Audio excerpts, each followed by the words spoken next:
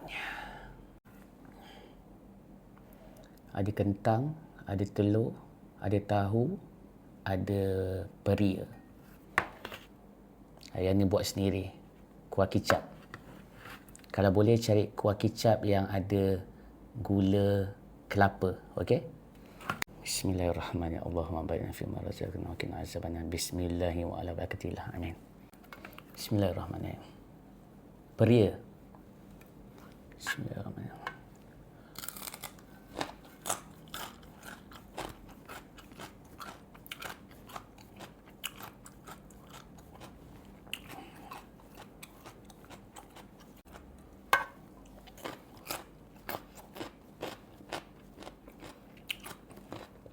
Kentang.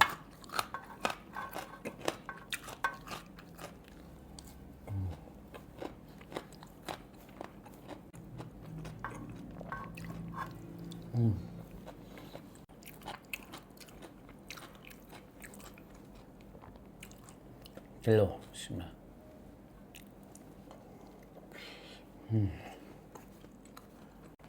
Doa. Bismillah.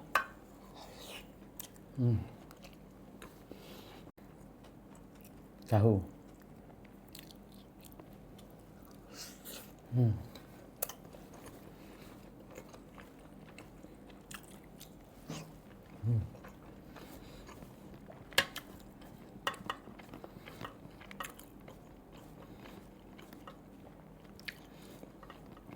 Last aku makan semalam pukul 5 petang. Sekarang ni pukul lepas 24 jam ni baru aku makan. Ni pukul 7 petang. InsyaAllah kalau korang nak jaga pemakanan, korang nak turunkan berat badan, korang boleh amalkan. Tak perlu nasi pun. Memang aku tak makan nasi. Makan ni je insyaAllah. Kita kena latih. Dan seminggu tu bolehlah korang ambil dalam 3 kali, 4 kali macam tu kalau korang makan nasi. Buat masa ni, aku tak ambil nasi lagi. Sebenarnya makan macam ni lagi lama tau, tahan. Kalau korang tak kerja berat, kan? Bismillah.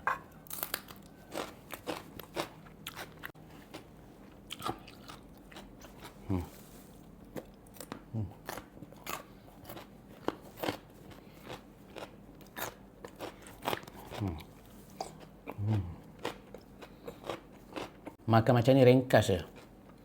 Makan macam ni ringkas. Sebab apa? Sebab tak perlu banyak masa nak masak. Makan pun sekejap je. Kita hidup bukan untuk makan. Kita makan untuk hidup. Bismillah.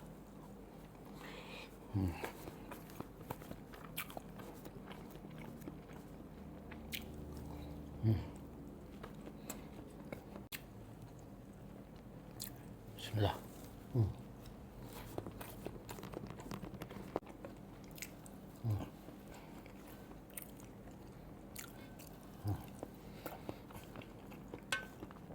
InsyaAllah korang makan macam ni, InsyaAllah Allah bagi lama korang akan kenyang. InsyaAllah.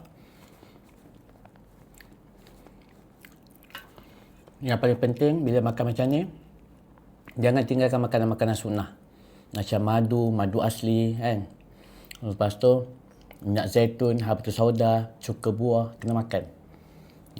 Macam ni dah letak cuka buah dah. Sebab bila kita makan sunnah ya, kalau kita makan kat luar kan banyak racun. Dia masukkan gula putih lah macam-macam kan. Ajinomoto, chicken stock. So makanan sunnah ni dia akan neutralkan benda-benda yang tak baik tu. Tuan cubalah makan.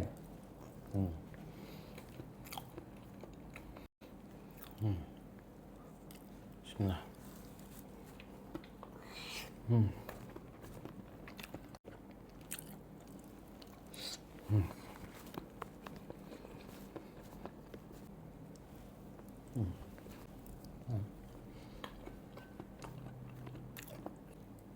Bismillah.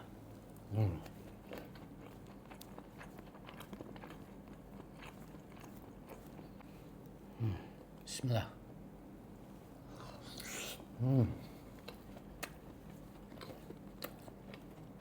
Bismillah.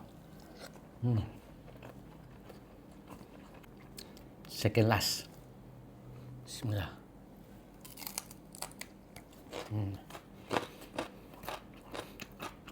Ada orang tanya aku, ni apa? Ni peria katak. Bagus untuk orang yang ada kencing manis ke apa, ada masalah kesihatan lah, memang bagus.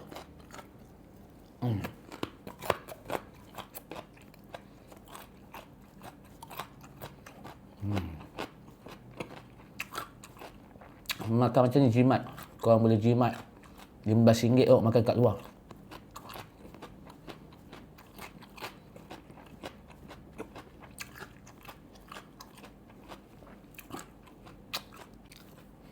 Last. Bismillah.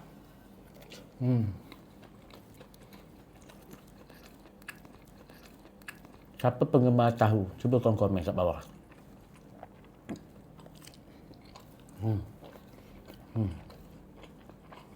Sambal ni pun sambal yang dah 2-3 hari dah. Jimat kan? Kosong. Jadi, siapa yang dah mulakan perubahan dalam makanan? Cuba korang komen kat bawah.